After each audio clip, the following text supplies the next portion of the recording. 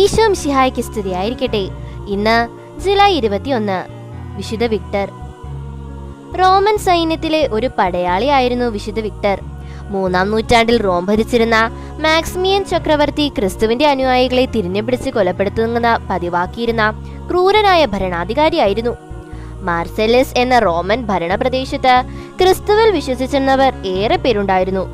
അവരെല്ലാം രഹസ്യമായി കൂടിച്ചേരുകയും പ്രാർത്ഥിക്കുകയും ചെയ്തു പോന്നു.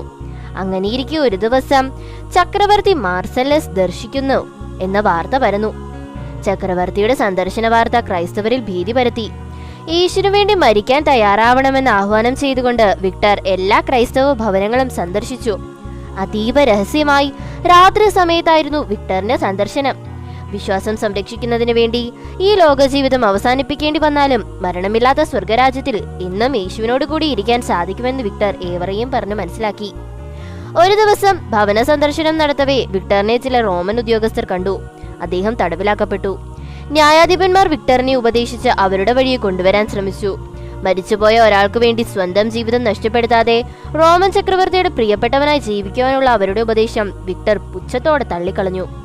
വിക്ടറിനെ വിചാരണ ചെയ്യുന്നത് കാണാൻ ജനം തടിച്ചുകൂടിയിരുന്നു.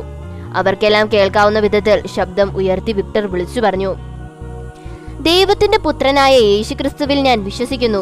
അവിടുന്ന് മനുഷ്യവംശത്തിന്റെ രക്ഷകനും പിതാവായ ദൈവത്തിന് തുല്യനുമാണ്. കുരിശിൽ കിടന്ന് മരിച്ച് 3-ാം ദിവസം ഉയർത്തെഴുന്നേറ്റു. വിക്ടറിന്റെ ഈ വിശ്വാസ പ്രഖ്യാപനം റോമൻ ഭരണാധികാരികളെ ചൊടിപ്പിച്ചു. കോടതിയിൽ വെച്ച് തന്നെ ക്രൂരമായി മർദ്ദിച്ചു. നഗരത്തിലൂടെ വലിച്ചിഴച്ചുകൊണ്ട് നടന്ന ശേഷം തിരിച്ചു കോടതിയിലേക്ക് കൊണ്ടുവന്നു.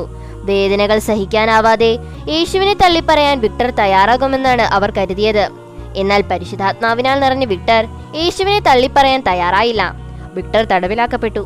മർദ്ദനങ്ങൾ എല്ലാ ദിവസവും മുറ പോലെ നടന്നു. തനിക്കൊപ്പം തടവിലുണ്ടായിരുന്നവരെ യേശുവിനെ കുറിച്ച് പഠിപ്പിച്ചു. ഒരു ദിവസം വിക്ടർ ക്രൂരമായ പലവിധ മർദ്ദനങ്ങളാൽ തളർന്നു കിടക്കുകയായിരുന്നു. അപ്പോൾ സൂര്യനെ പോലെ തീവ്രമായ പ്രകാശം തടവറയ്ക്കുള്ളിൽ നിറഞ്ഞു. മാലാഖമാർക്കൊപ്പം യേശു പ്രത്യക്ഷനായി. തടവറയ്ക്ക് കാവൽ നിന്നിരുന്ന 3 സൈനികർ അസാധാരണമായ സംഭവങ്ങൾക്ക് സാക്ഷിയായി. അവർ ഓടിയെത്തി വിക്ടറിന്റെ പാദങ്ങളിൽ വീണു. അവർ അപ്പോൾ തന്നെ ക്രൈസ്തവ വിശ്വാസം സ്വീകരിച്ചു.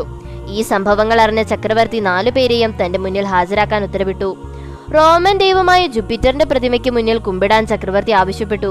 4 പേരും അതിന് തയ്യാറായില്ല. വിക്ടർ അടക്കം 4 പേർ അപ്പോൾ തന്നെ മരണശിക്ഷയ്ക്ക് വിധിക്കപ്പെട്ടു.